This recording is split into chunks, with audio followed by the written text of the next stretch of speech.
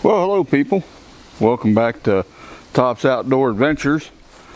Set up here kind of in front of a little lean-to I got, because believe it or not, the wind is blowing in Oklahoma. And I want to talk to you guys real quick about feeders. I've had two conversations today with two relatively new beekeepers asking about feeders. So here we are.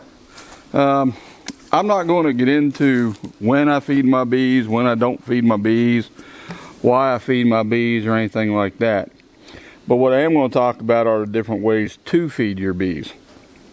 Now, I will start out by saying that in the case of a nucleus hive, a swarm, or a cutout, I will feed my bees for at least 30 days. And I think the camera's just a little too low. Maybe you can see me. I will feed my bees for 30 days at least, because they got a lot of work to do.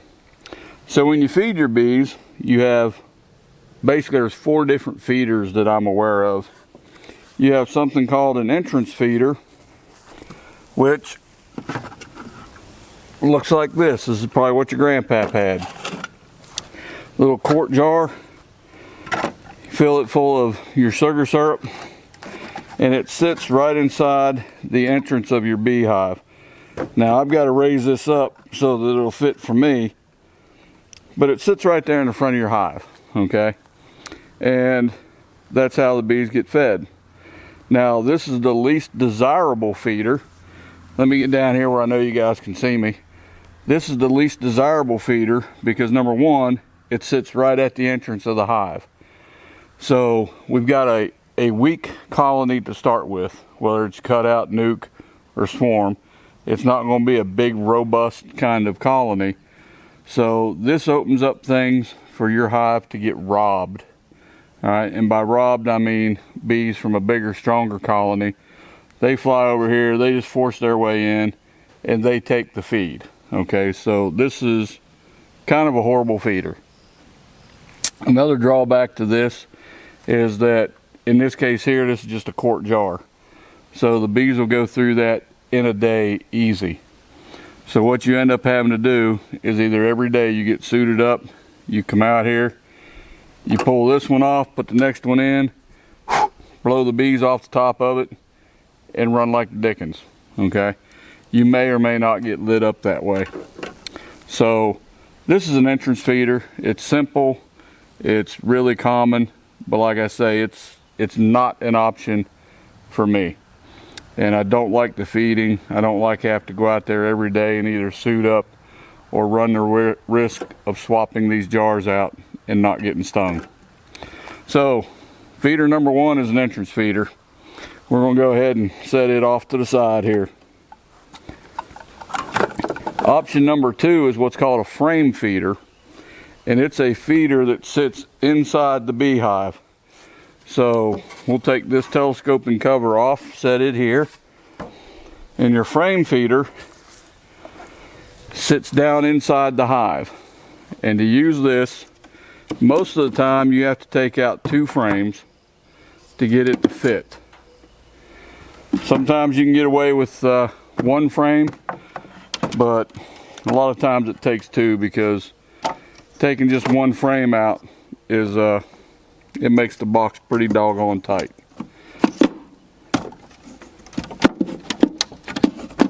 Come on, line up, girls. There we go. I got 9 frames in. I took 1 frame out, and I now have my feeder. And I will fill it full of syrup,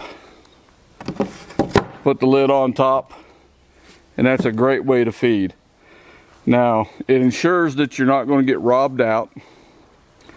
The drawbacks to this feeder is that, number 1, you'll drown bees in it. Now, in the grand scheme of things, given that there are probably thousands of bees a day in each colony that die, what you find in your feeder is a pretty small amount. But it is a factor. You are going to drown some bees.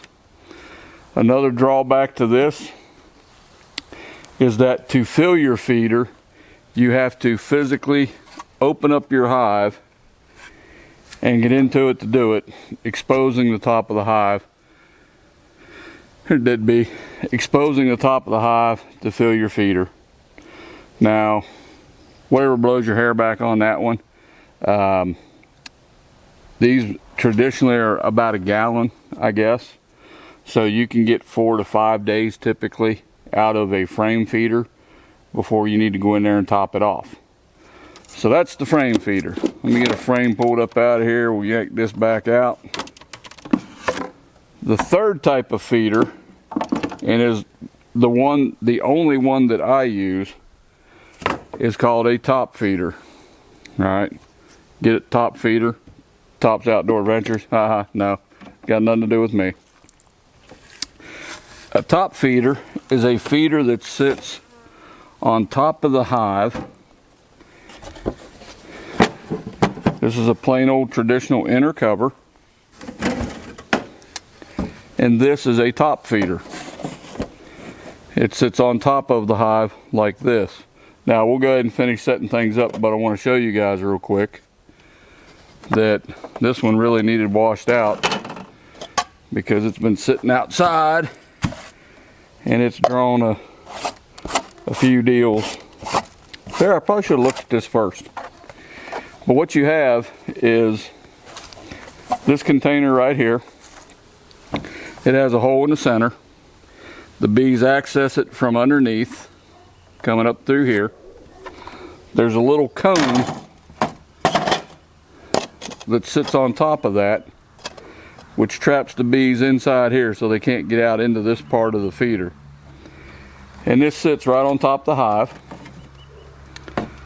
And you center it up on your inner cover, and the bees will access the feeder through the hole in the center cover. All right, so this sits down on top. This one takes a little over a gallon of water, a gallon and a half maybe. This lid sits on top of it. Now, you've got to get your top cover back on top of your hive. There's a few ways to do that. You can just take an empty box, which this is an empty medium box, and you can set it on top to cover that up.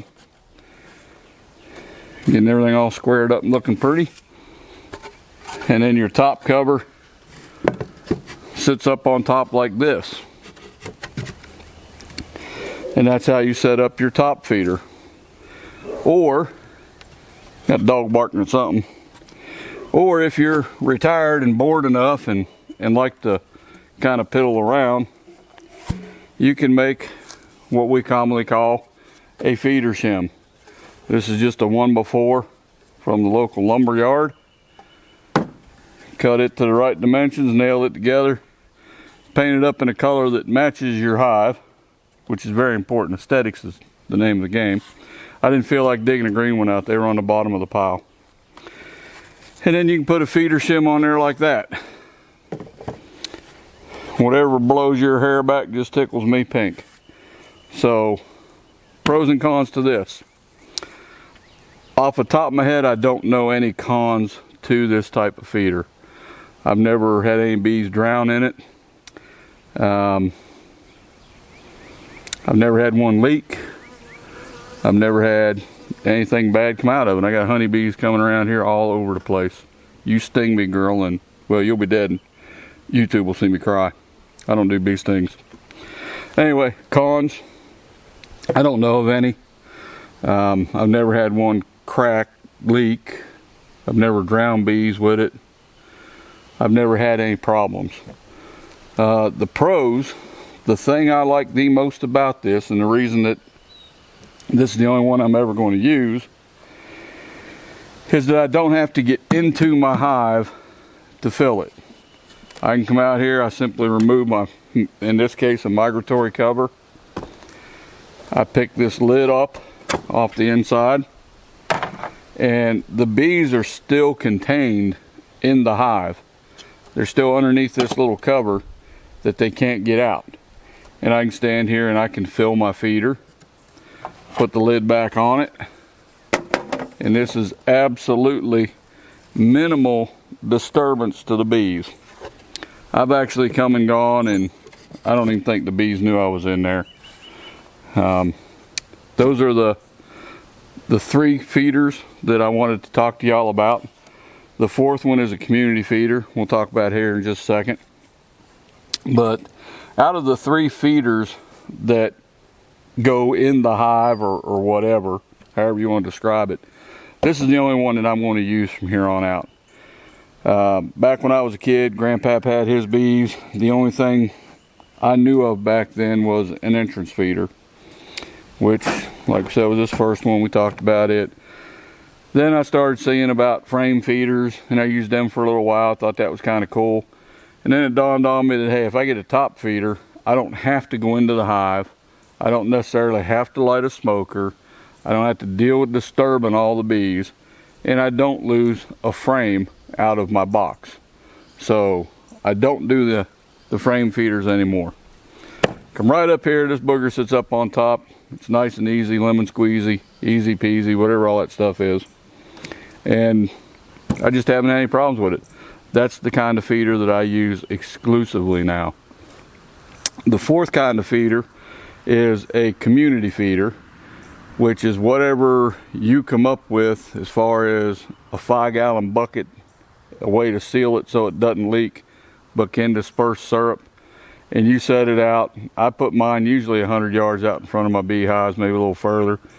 And it's exactly what the name implies, a community feeder. All the hives have access to it, sitting out there at least 100 yards away from me. And being a 5-gallon bucket, you know, if that's the route you go, you don't have to fill it near as often, depending on how many colonies you have. Another good example of one is that plain old chicken waterer that you get at Tractor Supply. That can be used as a community feeder. So, you know, imagination's the name of the game. But as far as the feeders at the hive, I think we've about killed this beast. If you guys got any questions, comments, concerns, feedback, let's hear them. I'm always looking for ideas to do videos. Like I say, I was talking to my buddy Jesse out in Kentucky, and I said, hey man, I need an idea on videos. He said, hey, do one on a feeder. I said, okay. A couple hours later, I was talking to a new beekeeper here in Oklahoma over text message, and the subject of feeders came up, and I said, I'm gonna do a video. You'll have your answer today. So that's the 3 of them. And I'm gonna shut up so I don't ramble anymore and get away from this deal before it draws a swarm of bees and I get stung, because I don't like getting stung. As always, thanks for showing up, tuning in, and do me a favor, give me a like, a subscribe, a thumbs up, a comment, all that cool guy stuff. I think I left out the word share. Share this video so maybe someday I'll be like this YouTube influencer and multimillionaire. Anyway, I do appreciate all 12 or 13 of you that actually watch my videos. Y'all have a great day.